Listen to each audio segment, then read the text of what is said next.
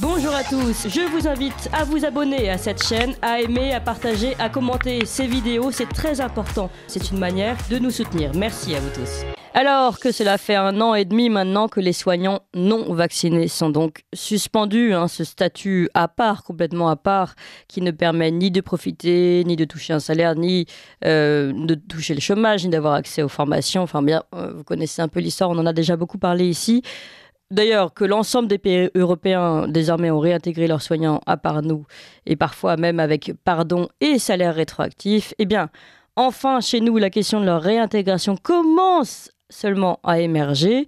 La Haute Autorité de Santé, qui avait été saisie par la Direction Générale de la Santé le 14 novembre 2022, ça remonte un peu, elle avait été saisie pour s'exprimer sur la pertinence du maintien de l'obligation vaccinale, eh bien, elle a rendu un public un projet de recommandation. Donc c'est un premier projet de recommandation et ça doit être validé un peu plus tard, affirmant que dans le contexte actuel, l'obligation vaccinale contre la Covid-19 pourrait être levée pour tous les professionnels visés par la loi du 5 août 2021, cette fameuse loi, avant d'ajouter que la vaccination malgré tout reste fortement recommandée. La Haute Autorité de Santé organise donc une consultation publique sur ce sujet avant de rendre son avis définitif qu'on doit attendre fin mars.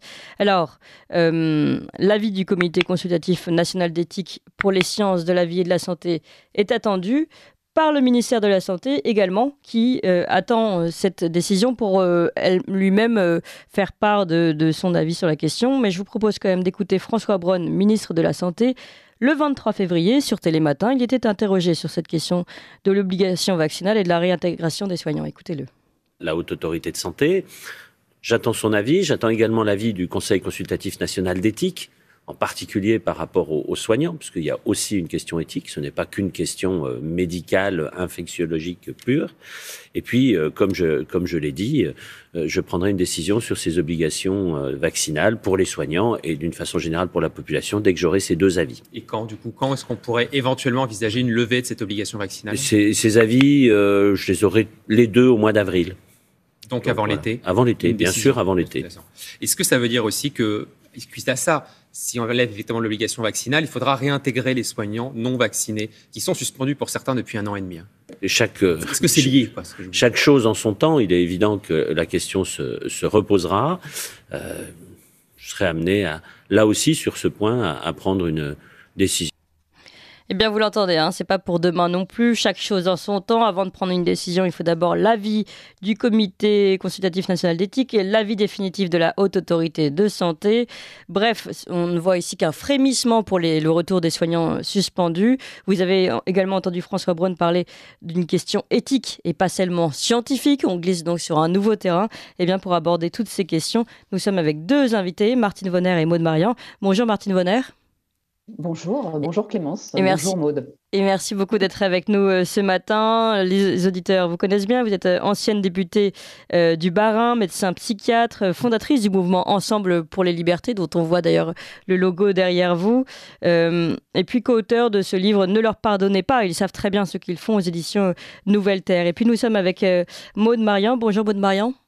Bonjour Clémence, bonjour Martine. Et merci d'être avec nous également. Vous êtes avocate en droit des affaires internationales et droit pénal des affaires et surtout maintenant très connue pour avoir pris depuis le début et bénévolement avec d'autres collectifs d'avocats la défense de ces soignants suspendus, soignants non vaccinés. Alors pour commencer peut-être, je voudrais demander à Martine Vonner ce que vous pensez de ces premières réactions, vous qui avez combattu sur le terrain politique également et encore d'ailleurs pour notamment la réintégration de ces soignants. Comment réagissez-vous à ces annonces ? Alors, j'aimerais être profondément optimiste, mais avec ce gouvernement, on sait très bien que quand ils font des annonces, il faut toujours imaginer ce qu'il y a derrière. Un premier rappel, on est aujourd'hui le 530e jour de suspension, donc pour tous ces professionnels à la fois de santé et autres administratifs qui sont dans des structures sanitaires ou médico-sociales, et puis les pompiers, pour ne pas les oublier, et les forces de l'ordre, 530 jours. L'état des lieux aujourd'hui de l'hôpital notamment est absolument catastrophique. On est face à un hôpital complètement moribond. On a des urgences fermées. Bailleul, Manosque, La Rochelle, Bordeaux sur le site Pellegrin, Laval, et j'en passe. On a même entendu un ministre qui avait la volonté de suspendre les accouchements. Voilà quel est l'état des lieux de notre hôpital avec un personnel en souffrance extrême. Alors, bien évidemment, depuis le début, nous ne sommes pas confrontés à des décisions sanitaires, mais à des décisions uniquement politiques. La haute autorité a donné un premier avis et ce premier avis est totalement conditionné à cette consultation publique qui, en fait, moi, ça me rappelle, vous savez, le grand débat où le président Macron avait fait semblant de consulter les élus locaux, les élus régionaux et j'en passe, et il n'a absolument pas tenu compte de ce qui avait été dit dans ce grand débat. Donc là, il y a une fois de plus un cynisme terrible, d'autant que cette consultation, ce n'est pas l'ensemble des Français qui peut donner son avis, mais c'est simplement des personnalités morales, des associations d'usagers, des syndicats.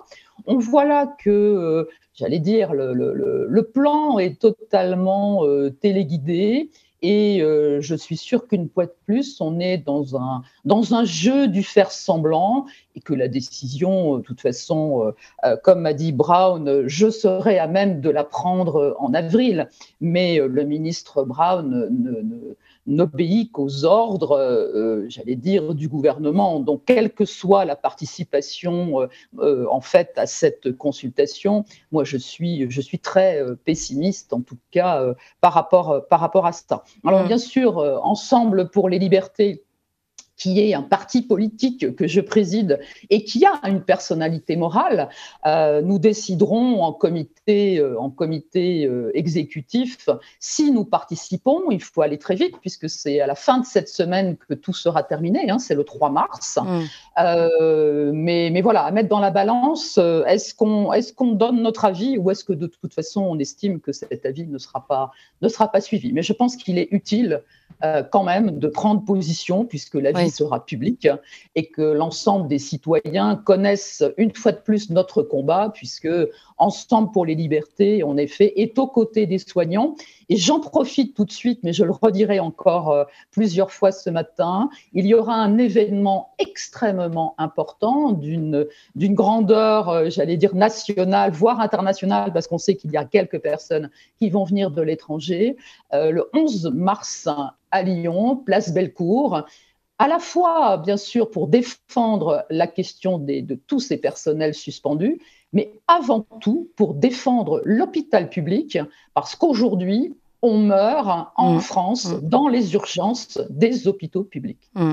Oui, un mot de Marianne concernant, on va d'abord revenir sur ce préavis publié par la Haute Autorité de Santé. Écoutez, moi, je ne suis pas tellement étonnée de la manière dont les choses tournent, dans la mesure où ça fait déjà plusieurs mois que je vois très bien évoluer le discours, c'est-à-dire même si M. Macron a dit c'est une décision scientifique qui présidera à la réintégration ou pas des soignants suspendus et à la suspension de l'obligation vaccinale, on voit bien qu'on a glissé depuis plusieurs mois vers cette question de l'éthique qui n'a plus rien à voir avec ce qui était prévu au départ. Moi, évidemment, j'ai une analyse de juriste et donc je dis que cette obligation vaccinale, si elle avait reposé dès le départ sur des raisons purement éthiques, elle ne serait jamais passée au niveau du Conseil constitutionnel. Je m'attends à 1000 choses trappes de la part du gouvernement ou de la HAS, sachant quand même que les autorités de santé, en fait, contrairement à ce qui est reçu dans le public, n'ont jamais été aussi tranchées que l'a été le gouvernement. Dès le départ, il y a eu des réserves qui n'ont pas été prises en compte. Moi, j'ai quand même relevé qu'il y avait une méconnaissance aussi de la part des députés, ce que Martine va sans doute me confirmer, méconnaissance aussi de tous ces éléments scientifiques qui traînaient et qui étaient à chaque fois des pavés de plusieurs centaines de pages. Alors, je comprends que ce soit difficile à lire, mais dès le départ, il y avait beaucoup de réserves sur l'effet de la vaccination, etc. Donc, en fait, on est 1 an et demi plus tard, on n'a pas vraiment changé ni d'état d'esprit, ni de position, parce qu'il faut se le dire clairement, On a un gouvernement qui en veut aux non-vaccinés, on le sait depuis longtemps, hein, M. Macron nous l'a dit clairement, et qui fait tout ce qu'il peut pour ne pas les réintégrer en trouvant des tas de motifs. Et ce qu'on ne sait pas forcément, c'est que pendant qu'on fait une soi-disant consultation, etc., eh bien, les soignants sont convoqués à la police pour éventuellement subir des sanctions pénales, voire même des sanctions disciplinaires qui amèneront, parce qu'il faut être clair là-dessus, tous ceux qui ont subi des sanctions disciplinaires ne réintégreront pas. Donc, on a l'impression qu'il y a un écumage qui est en train de se faire, c'est-à-dire, en fait, moi, l'impression que j'ai, après, c'est que mon impression personnelle, mais c'est qu'on est en train de radier des gens ou de les sanctionner d'un autre point de vue pour ensuite ne pas avoir à les réintégrer. Donc, c'est une autre manière de contourner le problème. Et peut-être que ça explique aussi le temps qui est accordé au gouvernement pour prendre position, ce qui est inacceptable, hein, parce que ça fait quand même depuis juillet 2022 que la question de la réintégration se pose de manière vraiment précise et qu'ils font tout pour traîner. Ça fera quasiment 1 an en avril. Enfin, je trouve ça totalement révoltant en réalité. Et puis on va reparler de ce glissement du point de vue scientifique, on va dire purement scientifique, où de toute façon maintenant scientifiquement on a prouvé qu'il n'y avait pas de problème à ne pas être vacciné pour la transmission, puisque de toute façon la vaccination n'empêche pas la transmission, c'est le patron de Pfizer qui l'a dit. Mais là on est passé sur un nouveau terrain qui est celui de l'éthique, assez vague, et ça pose en effet énormément de questions. On continue d'en parler, il est 8h sur Ligne Droite, on fait un rapide point sur les informations et on retrouve cette table ronde. Ligne droite. Chevalier de la table ronde. Oui, oui, oui. Non, non, non.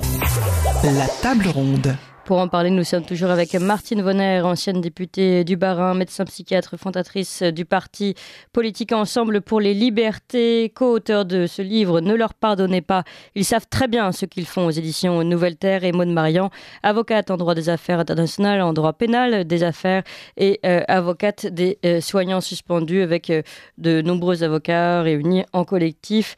Nous parlons donc de cette décision, enfin ce préavis de la Haute Autorité de Santé qui doit être confirmé fin mars, qui ouvre doucement, on va dire, la porte à un retour des soignants, des professionnels, on va dire, visés par la loi du 5 août 2021, qui étaient soumis à l'obligation vaccinale. Ces soignants suspendus pourront-ils revenir et travailler? C'est toute notre question. On sait que la Haute Autorité de Santé a désormais lancé une consultation publique, la consultation du Comité consultatif national d'éthique sur ces questions-là. Et puis, en attendant, eh bien, le ministre de la Santé, on l'a entendu tout à l'heure, a répondu qu'il ne prendra pas de décision tant qu'on n'aura pas eu et la décision finale de la Haute Autorité de Santé et celle de ce Comité consultatif national, donc rien avant, on va dire, fin avril. En attendant, nous, on se pose tout de même cette question. Est-ce que c'est un frémissement qui va dans le bon sens ou est-ce qu'il faut se méfier? On a également entendu François Braun parler de questions éthiques plutôt qu'une question scientifique. Je voudrais vous poser cette question, Martine Vonner, sur ce glissement de champ. On était dans le scientifique, on était dans même le tout scientifique, parfois qui devenait un petit peu délirant. On oubliait le reste vous le savez bien, en tant que psychiatre, on oubliait ce que c'était que la vraie santé, tout simplement la vie des enfants, etc. Puis d'un seul coup, là, on changement de cap total, on parle plus de scientifique, on parle d'éthique.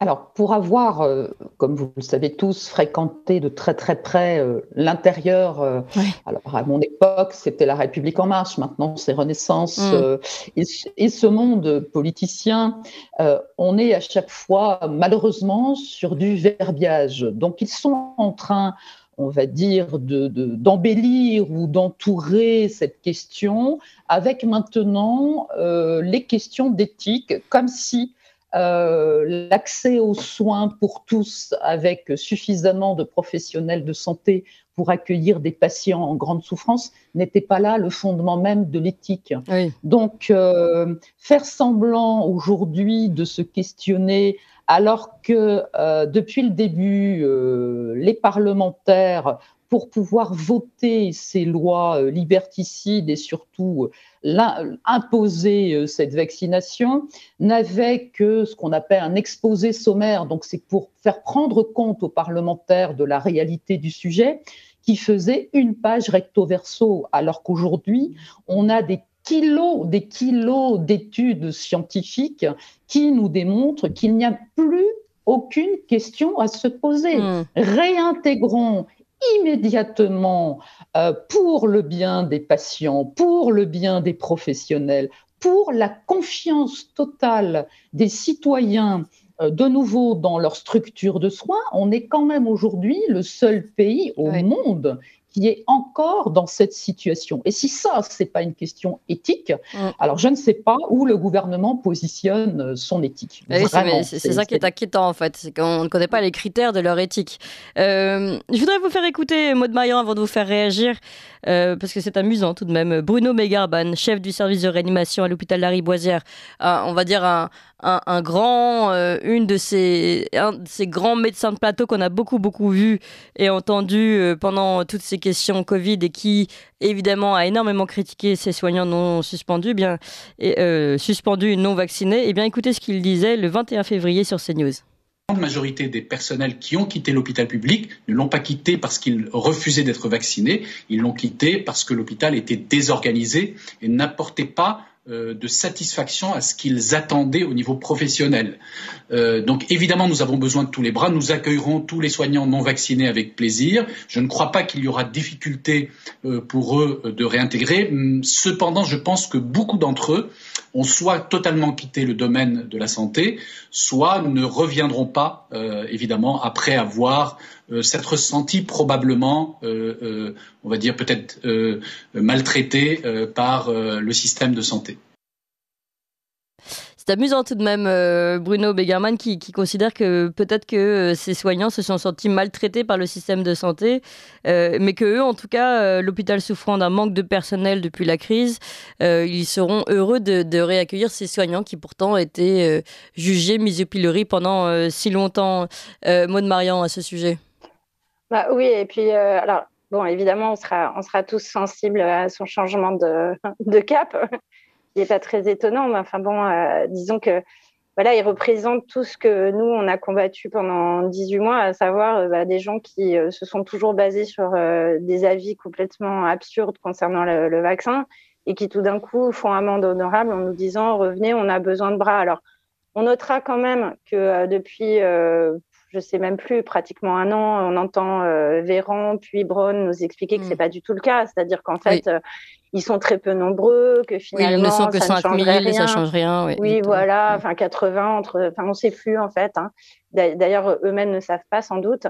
Et puis ensuite, on entend dire que les soignants qui ont été vaccinés ne seraient pas contents que leurs collègues reviennent parce qu'eux ont fait cet effort et pas les autres. Enfin, on a tout entendu et son contraire. Moi, je crois qu'à un moment donné, il faut se libérer de tout ce qui est raconté parce que au fond, c'est que de l'opportunisme.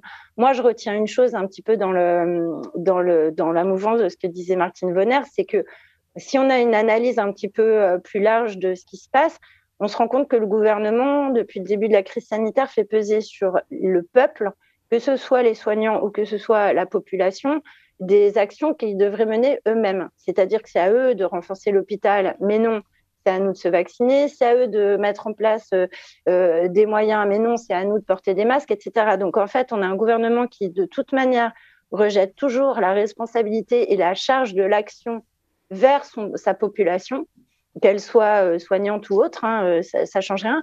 Et à la fin, il nous explique gentiment que, en fait, on manque d'éthique, que, en fait, on n'a pas été assez sage. Enfin, on est vraiment dans un rapport qui est complètement absurde, sachant que de toute façon, la protection de la santé publique qui a été l'objectif mis en avant, vous comprenez, c'est tellement important.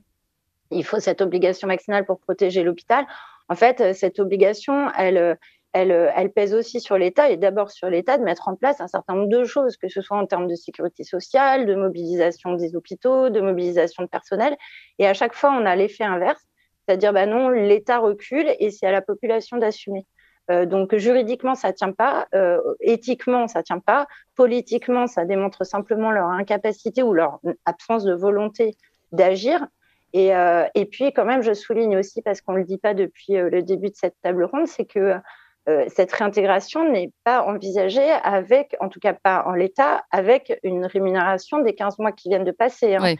C'est juste revenez travailler et puis on ne sait pas du tout, enfin on subodore qu'il n'y aura aucun geste concernant les conditions financières. Donc, bon, alors qu'il y a d'autres pays qui l'ont fait, hein. Je le signalais en introduction, il y a d'autres pays qui non seulement ont demandé pardon, et qui en plus ont mis en place cette rémunération rétroactive.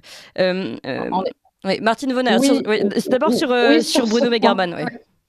Oui, alors sur Bruno Megerman, attendez, mais comment donner du crédit à ce type de personnage, comme d'autres confrères, malheureusement, qui se sont exprimés et qui ont occupé très largement les plateaux des médias mainstream en disant tout et son contraire en permanence. Et je me suis souvent retrouvée face à eux et profondément, enfin c'est choquant parce qu'une fois de plus, alors on peut se dire super pour son équipe s'il y a des soignants qui retournent et tant mieux pour les patients, mais ce monsieur n'a profondément aucune éthique dans lui-même personnel, dans la façon dont il est capable de retourner sa veste, puisque là encore il se serait basé sur toute une liste de de production scientifique, mais là non, il balance ça du jour au lendemain, alors que la veille il disait le contraire, donc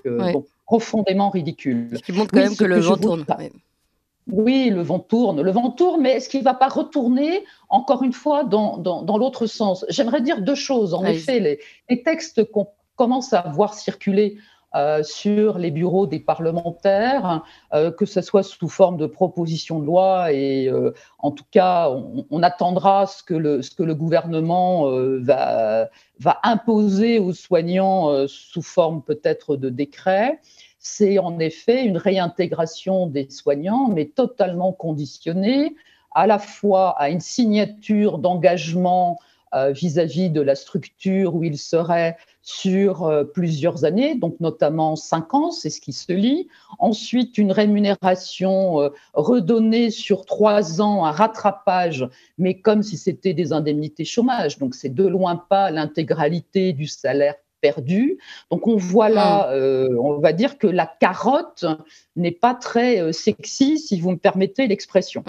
Et un autre point, parce qu'il se joue quelque chose qui commence aujourd'hui, la 4e réunion de l'organe intergouvernemental de négociation. Donc ça se passe au sein de l'OMS, voilà.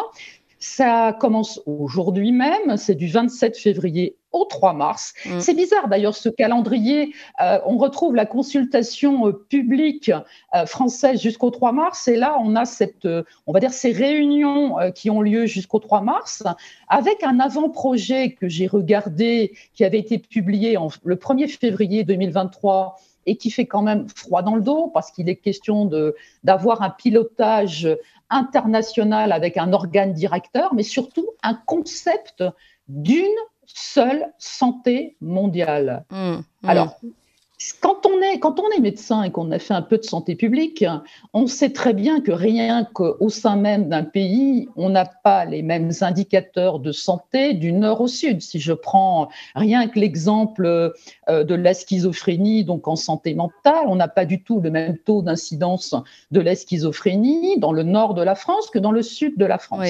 Donc on a des mesures, on a des organisations d'offres de soins déjà différenciées sur un territoire au niveau national. Et là, on nous promet, pour prévenir des pandémies, une seule santé mondiale, donc pour l'ensemble des pays. Et ce qui est assez préoccupant, c'est que ce traité international pour améliorer la réaction face aux pandémies, jusque-là, on peut se dire ça va dans le bon sens. Sauf que ce traité international va prendre le pas sur toutes les questions de droit à la santé au niveau des nations. C'est-à-dire que je pense que le ministre de la Santé, François Braun, comme il ne servira plus à rien, il faut le réintégrer très très vite dans son service d'urgence, parce qu'au CHR de Metz-Thionville, il y a des personnes qui décèdent aux urgences. Martine Vonner, pour aller dans votre sens, en effet, on a même entendu le directeur général de l'OMS donc annoncer cette 4e réunion au sein de l'OMS pour mettre en place cet avant-projet du nouvel accord pandémique. Alors ça paraît un peu compliqué pour tout le monde, mais je voudrais justement vous citer une phrase du directeur général de l'OMS le 23 février qui annonçait cette réunion qui arrivait et qui commence aujourd'hui jusqu'au 3 mars, comme vous le disiez. C'est assez éclairant. Je le cite. « La semaine prochaine, les pays entameront des négociations sur un avant-projet du nouvel accord pandémique. Une fois convenu, cet accord renversera la souveraineté de toutes les nations et la remettra à l'OMS. » Voilà, en fait, ça a le mérite d'être assez clair. Il y aura donc un renversement de souveraineté des États à l'OMS. Et on a vu que finalement, c'est un peu ce qui s'était passé, en effet, pendant la crise de la Covid, où tout le monde suivait d'un seul mouvement presque la vaccination obligatoire, etc. Eh bien, maintenant, on peut imaginer que ce sera la même chose et qu'en effet, nos ministres de la Santé, pour peu qu'ils servent encore à quelque chose, aujourd'hui, ne serviront plus du tout à grand chose à ce moment-là. Donc ça, c'est une question très importante. Et puis, Maud Marian, je voudrais... donc, il y a cette question-là de cette réunion à l'OMS. Et puis, je voudrais vous demander, parce que vous agissez également sur le terrain légal, et vous avez envoyé, je crois, une demande d'abrogation du décret de juillet dernier. Oui, alors en fait, on a plusieurs choses en cours. Là, d'abord, on a essayé d'informer régulièrement les députés et les sénateurs des éléments qui étaient publics et en se contentant toujours de prendre référence aux autorités de santé françaises pour qu'ils sachent où on en était au fur et à mesure. J'ai saisi la semaine dernière le Conseil consultatif national d'éthique à la fois sur la question de la 4e dose, parce qu'on oublie d'en parler, mais je suppose que quand même en filigrane de pas mal d'actions, il y a cette question de savoir si on imposerait un deuxième rappel aux soignants en exercice, ce qui n'est pas le cas aujourd'hui, hein, je le signale. On leur recommande une 4e dose, mais elle n'est pas obligatoire, elle n'entre pas dans l'obligation vaccinale. Et par ailleurs, on est en train de terminer une demande d'abrogation justement du décret de juillet 2022 pour aussi inciter le ministre, si tant est qu'il ait envie de s'intéresser à ce qu'on va lui écrire, à revoir un petit peu sa copie sur l'ensemble des questions que lui-même a posées. C'est-à-dire, en fait, on lui explique en 2 mots qu'il n'avait pas beaucoup à chercher pour trouver dans les avis de la HAS et du conseiller scientifique les éléments pour revenir sur l'obligation vaccinale, qu'il n'a pas besoin non plus d'interroger le CCNE, donc le Comité consultatif national d'éthique, parce que eux-mêmes s'étaient positionnés. Donc on lui explique qu'il faut absolument qu'il retire ce décret. Et sachant que l'abrogation, ça ne concernerait que le futur, hein, je le signale, parce que on a une double, si vous voulez, on a une double stratégie aujourd'hui. C'est sûr qu'on conteste les suspensions, mais qu'on souhaite aussi que l'obligation vaccinale soit purement et simplement abrogée pour l'avenir. Ce qui d'ailleurs, je le dis, tout ça a l'air de fonctionner ensemble. En fait, la HAS nous informe clairement que suivant les situations épidémiques, elle serait amenée à réimposer l'obligation vaccinale en fonction d'un certain nombre de choses. Ce qu'il faut comprendre, c'est qu'en fait, c'est pas elle qui va l'imposer, mais l'OMS, parce qu'effectivement, c'est comme ça que ça va se passer. Et ce qu'ils ont en tête, finalement, on le sent aussi quand on lit un petit peu les avis des uns et des autres et qu'on s'intéresse aussi à ce qui se passe dans d'autres pays.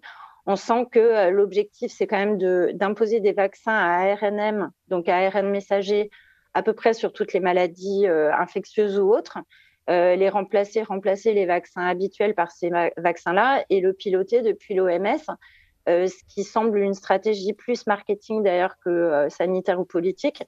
Et il faut savoir que c'est quelque chose qui est dans les tuyaux depuis longtemps, puisque même le conseil scientifique, l'été dernier, nous parlait de One Health, qui est quand même grave parce qu'on est en France et on sent tous ces éléments de langage qui viennent de là-bas ou de McKinsey ou que sais-je, et qui tendent vers le même objectif, c'est-à-dire de dire en réalité, ce n'est pas notre santé qui les intéresse, mais c'est le marché que représente ce pilotage mondial de la santé. Et heureusement, beaucoup de pays qui sont d'ailleurs, pour la plupart des pays en voie de développement, ou je ne sais plus comment on les appelle aujourd'hui, mais Beaucoup de pays d'Afrique, notamment, s'étaient opposés. Mais il faut savoir, et ça c'est important que les Français le sachent, c'est que la manière dont pourrait être signé ce traité pourrait passer outre un peu à la façon de l'Europe ou d'autres organes qu'on sait peu démocratiques, ça pourrait passer en force. Donc là, il faut beaucoup de vigilance. Il faut, je pense aussi, que les gens s'intéressent aux pétitions qui traînent un peu partout, parce qu'il y en a beaucoup. Qui lisent tout ce qu'ils peuvent sur le sujet, même si c'est assez hard à comprendre, mais il faut le faire parce que là, c'est un enjeu énorme sur lequel je pense dans les semaines à venir, il va y avoir une grosse mobilisation. Finalement, ce que vous nous dites, Maud Marian, c'est que malgré ce que vous faites au niveau légal, ces demandes d'abrogation et puis ces soignants suspendus qui d'ailleurs, grâce à vous, vous avez gagné quelques combats, on en avait déjà parlé sur le terrain judiciaire, certains sont réintégrés. On a l'impression que c'est une goutte d'eau au milieu d'un océan et que l'océan va pas forcément, la marée va pas forcément dans le bon sens. C'est bien ça, Martine Vonner, également. Oui, en effet, c'est vrai que cette question de une seule santé mondiale avec la mainmise de l'OMS, ce qu'on a déjà, c'était les prémices, la gestion de la crise Covid, on a bien vu à quel point l'OMS avait un poids absolument énorme, mais je crois que plus que jamais, et on le voit, vous aviez commencé cette table ronde par la musique, en effet, du film Suspendu entre deux mondes, on voit qu'à chaque projection, les salles sont combles. Oui. Il y a des personnes qui se sont vaccinées, parce qu'au début, elles y ont cru, des personnes qui aujourd'hui ne veulent plus entendre entendre parler d'un booster supplémentaire ou quoi que ce soit. Donc on a là, je sais que je fais confiance complètement au peuple français et à toutes les actions, en effet, quelle que soit l'origine, je pense en effet qu'il faut signer, soutenir les pétitions, les manifestations pour que ce gouvernement voit que le peuple n'est pas dupe, il le voit dans la rue, et j'espère vraiment, et je le rappelle, j'avais dit que je le redirais, il y a cette grande action qui est organisée par, on va dire, plusieurs personnes, au départ des pompiers suspendus, mais on voit tous les collectifs qui rejoignent pour une action unique, donc le samedi 11 mars, se retrouver à Lyon, place Bellecour.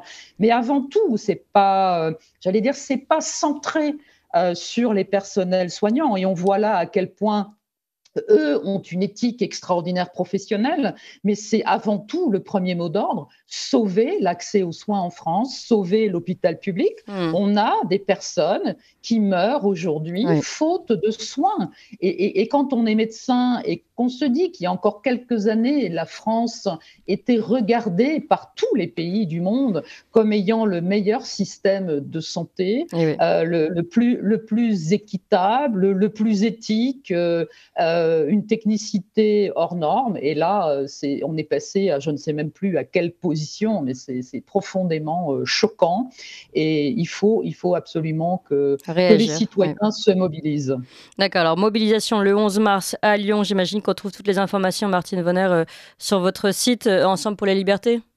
Tout à fait. On trouve sur mon site, on trouve surtout sur la plateforme alors il y a 2 personnes, il y a des fils Telegram, enfin tout ça, on retrouve tout ça sur les différents sites. Réseaux, oui. Les différents réseaux, et il faut le faire savoir. Il y a d'ailleurs des systèmes de transport, des bus, de toute la France. C'est une manifestation déclarée qui sera, et j'en appelle au nom d'Ensemble pour les libertés, qui sera tout à fait, bien sûr, pacifique, comme à chaque fois qu'il y a une mobilisation du peuple pour des causes aussi importantes. Mais il faut vraiment qu'un maximum de personnes soient présentes. Oui, alors combat avec cette présence dans la rue, ces manifestations, et puis combat judiciaire, Maud Marian, donc vous le disiez, demande d'abrogation envoyée. Que peuvent faire également les citoyens qui vous entendent vous appelez les soignants suspendus à continuer de lancer des procédures pour pouvoir retrouver leur travail ? Oui, alors évidemment, je pense qu'il faut rien lâcher parce que ils comptent quand même, nos adversaires, si on peut les appeler comme ça, en tout cas judiciaires, comptent là-dessus. C'est évident, il y a un épuisement, un manque de ressources, etc. Donc moi, ce que je demande essentiellement aux gens, c'est d'apporter leur soutien matériel aux soignants suspendus parce qu'ils en ont besoin. On a vraiment des gens dans des situations extrêmement précaires, voire même déjà précarisé totalement, clochardisé. Je pense aussi qu'il n'est pas inutile, mais même si ça peut paraître inutile, mais je pense qu'il n'est pas inutile d'aller aussi dans les circonscriptions discuter avec les députés pour leur faire savoir quelle est l'avis du peuple, parce que les députés sont quand même hors sol et ont l'air de pas du tout écouter leurs administrés, ce qui me semble quand même très, très important. Leur rappeler un petit peu toute l'histoire de cette obligation vaccinale qu'ils ont vraiment voté les yeux fermés. Et puis aussi manifester le fait, je pense que c'est important, que on peut avoir accepté le vaccin dans un premier temps et de bonne foi, et puis finalement être revenu sur sa décision. Ce qu'on demande, on ne demande pas autre chose au gouvernement en fait, on lui demande simplement de revenir sur un avis qui ne s'est pas avéré juste et de prendre en considération justement le fait que les choses ne s'en sont pas passées comme ils auraient espéré qu'elles se passent. C'est tout simple. Et puis, je pense que tout ça va de pair avec une approche justement humaine de toutes ces situations, à la fois du vaccin et de ses effets, de son incapacité à vraiment régler la crise sanitaire, et puis de dire non, nous, le peuple, on peut ne pas être d'accord avec les décisions politiques, et le faire savoir gentiment et avec un bon argumentaire derrière nous. Et puis, évidemment, nous, les avocats, on poursuit nos efforts et on lâchera pas. Ça, on sait qu'on peut compter sur vous. Merci beaucoup, Maud Marian. Merci à vous, Martine Vonner. Donc, rendez-vous donné le 11 mars prochain à Lyon. Toutes les informations, vous les retrouvez sur différents réseaux et Ensemble pour les libertés. Merci beaucoup à vous deux. Vous appréciez cette émission? Alors aidez Radio Courtoisie à en produire d'autres en indépendance totale. Rendez-vous sur soutenir.radiocourtoisie.fr. Merci d'avance.